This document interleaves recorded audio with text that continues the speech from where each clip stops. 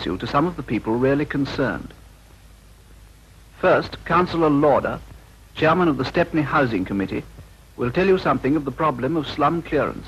The problem of the slum faces us because in the early days, rows upon rows of ugly, badly designed houses were hastily put up to provide accommodation for the ever-increasing army of workers which poured in from the country to the towns. Here are some pictures of typical slum architecture. This roof is sagging because the rafters have decayed. No amount of new tiles will put it right. When these houses were erected, anyone could build a factory right outside your front door. Many of the houses are so old that they have to be shored up to prevent them falling down altogether. Sometimes the mortar falls away from the brick and the walls bulge out. Here are examples of sheer neglect. These walls probably haven't been attended to since before the war, and the woodwork has gone unpainted for generations. Many houses have not got water laid on. People have to manage as well as they can with a tap in the yard, and sometimes at the end of the street. Few houses have provision for the drying of washing, and the clean clothes have to be hung up in the narrowest of backyards. When it's wet, the clothes have to be dried in the passage. Here's a typical interior of a decayed house. And here the lath and plaster have given away altogether. This lavatory and sink has to do for 4 families. And now for the people who have to live in the slums. Here is Mr. Norwood. These 2 rooms which I am in now, I have to pay 10 shillings a week for, and I haven't a room to swing a cat round. I've also got 5 other neighbours alongside of me with the same predicament as I'm in myself. And I'm not only overrun with bugs, I've got mice and rats. With the washing, my missus has to send out every little bit of washing there is. Every drop of water we have to go out in the yard for to fetch in. If we want to wash the baby, we have to use the dish and use it in the same room as where I am. And as for cooking, well, we have to use the gas stove alongside the bed where we sleep, and we eat and drink in the other room where the children also lay. Coming into these rooms, I've had no luck since I've been in. First I lost 1 youngster in one, and I lost another youngster in another one 7 weeks after. This is what Mrs. Hill has to say. This house is getting on my nerves. We're shored up in every room. It's a staircase that you can't walk up it unless you feel until you're seasick. One leg you want longer than the other. And as the upstairs is coming downstairs, well, it's sinking. We went to see the new houses, and they're lovely. For here, it gets on your nerves, for everything's filthy. Dirty, filthy walls, and the vermin in the walls is wicked.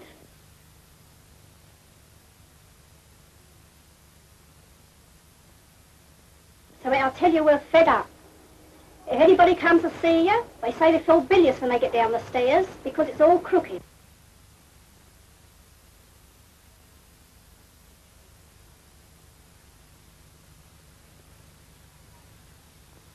These are the stairs I told you about. You want one leg bigger than the other to come up. And when you scrub them, the water pours down the sides instead of coming on the floor, on the stairs. What with the hole in the wall, I can't tell you how we have to manage. There is that we just cleared up for daytime to keep the dirt out of our mouths, and that's all. You go up the stairs, you don't know whether you're coming down again or not. Same with the passage, that's all the same on the crook. In fact, everything in the house is on the crook. There's not a straight thing in it. What with the shoring up to the passage and the stairs and the coal cupboard, in fact, we've got no convenience whatever.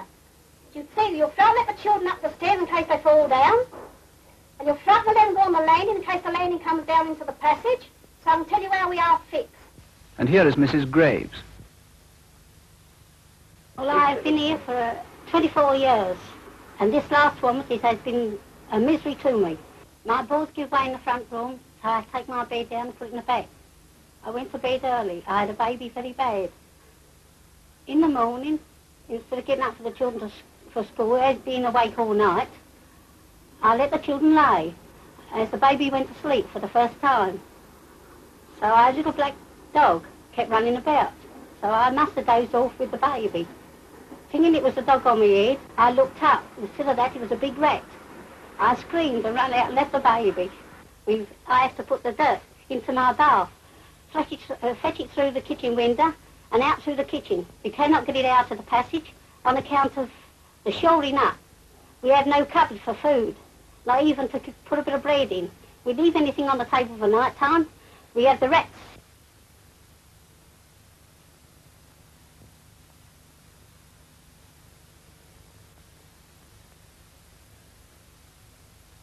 And here is Mr. Burner.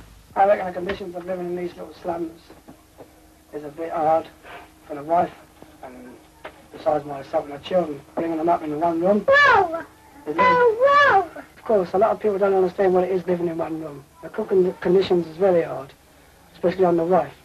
She has to do the cooking, and it's all done on a gas ring, of means of frying this and frying that. If it comes to a baked dinner, it's in the oven. And then light a fire outside. It's too warm in the room.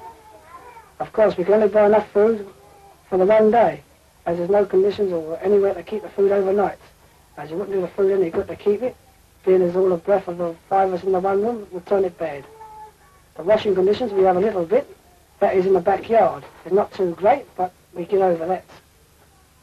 Of course, I don't suppose people realise what it really is to be tied up in the one room and cannot get anything any better.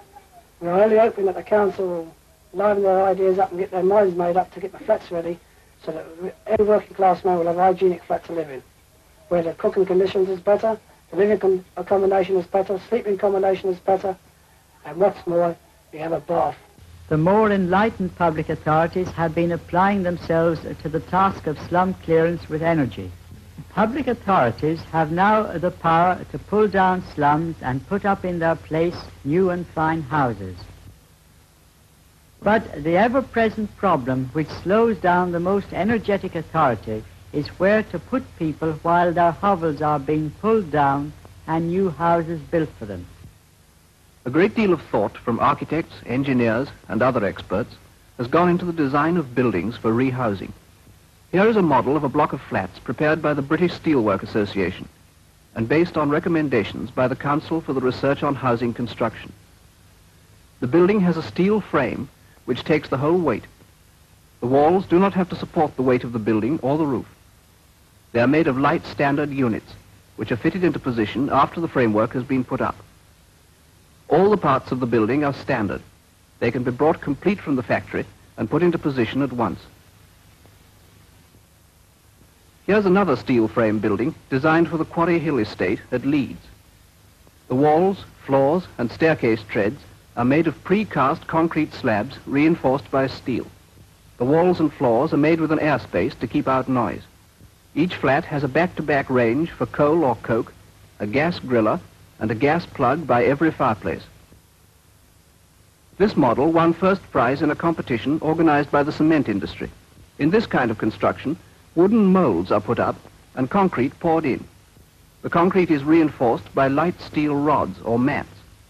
The walls carry the whole load. There is no other framework. In this particular example, walls and floors are cast in one piece. Here is another reinforced concrete building now going up at Kensal Green. The two blocks have been arranged to run roughly north and south so that the rooms get as much morning and evening sun as possible. Gas is used for cooking, heating and lighting. The inside of a building is as important as the outside. The rooms must get as much sun as possible. The walls must keep out the sound of the people next door. The kitchen is very important. It must be easily kept clean and the appliances must be cheap to run. The gas industry has designed suitable appliances for cheap cooking and for room and water heating, especially to meet the needs of slum clearance schemes. The general layout of a site is extremely important. Here's a model of the whole Quarry Hill estate at Leeds. It's a good example of blocks of flats laid out with large open spaces, a welfare centre, a shopping centre, and all kinds of amenities.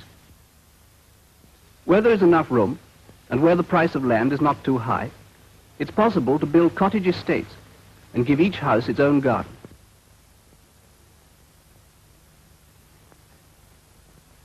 When a public authority embarks on slum clearance work, it must take people just as they are. It is, however, our experience that if you provide people from the slums with decent homes, they quickly respond to the improved conditions and keep their homes clean and tidy. In Stepney, we are finding that the amount of interest which the people are taking in their new flats is advancing day by day.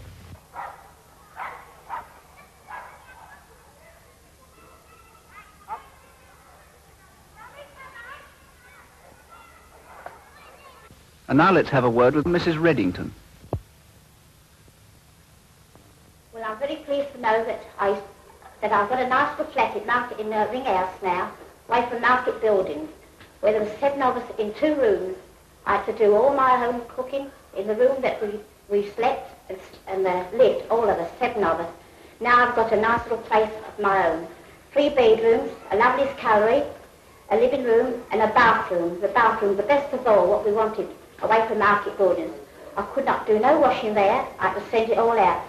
I couldn't open the windows to let any air in. Well, I can open all the windows now, let all the nice fresh air in the morning for the children, as my children's ever so much healthier and better.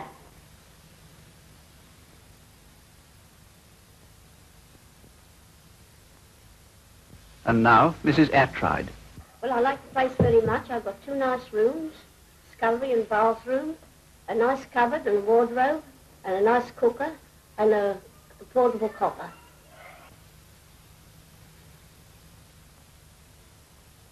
All the same, Mrs. Atride will never forget the rats in the house she had before. One night I was at bed and I said, Mike, I said, the old gentleman's up here again, I said. So he said, oh, nonsense. He said, you're crackers. So I said, no, I ain't, I can hear him. I said, quick, I said, he's on the bed. So he said, right, I'll come up. So when he come up, he said, so he is. And you see him on the bed, sit like that, see, looking at him. He throwed the clothes over the top. Of course, he got away again. When he got away, he got on the floor. And he got behind my bedstead like that might be, and he put his 2 feet round the bedstead like that. So I said, he's gone. He said, I don't think so. I said, he is. So then he said, no, he's under the bed. When he jobbed down like that to find him, of course, he jumped up, he jobbed him with the broom, and he got away from there, he went over on the sideboard, jobbed him again with the broom, broke the broom, and then he knocked him down on the ground. Of course, the screams of him was terrible. So he had to jump on him, and then he picked him up and killed him. There's 2 caretakers of this estate. We have to sweep the stairs daily, see that all balconies are clean, and sweep up the courtyards and pick up litter on lawn. This takes us in the course of the morning up to about midday. Then we break away from dinner. After dinner, we have to come back and pick up the remaining litter left on the courtyards by the children, and then do all minor repairs, such as unstopping of sinks, unstopping of baths, and unstopping of lavatories. We carry on this work up to about 5 o'clock in the evening when we break away for our tea. After tea, one man comes back on duty. He has to parade the courtyard, keep all children in order, and see that they don't get up to no mischief.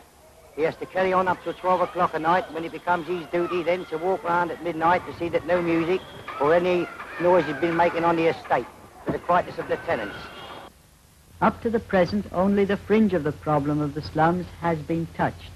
However, there is reason to hope that within the next 10 years, considerable strides will be made towards removing the worst slums. There was half of the school sleeping outside. 2 or 3 nights a week, couldn't get no sleep. 5 of us got to sleep in one room upstairs, saturated with bugs. Also got girl away through the condition of the place with pneumonia, and also had a boy away. Hundreds of them, every direction, and not small ones, but large ones, just like beetles. You couldn't discern whether they were beetles or what, but they were bugs. The rain pours in there, settles in that bit of wood there. Then after it settles there, it don't come through at the time when the rain comes, but it comes down a couple of days after, and the smell of it's terrible. Paying £11.3 a week for 2 rooms. And what's worse is when they go to school next day, if there is any burning on them. It's no fault of ours, but still, they don't always look at that, do they?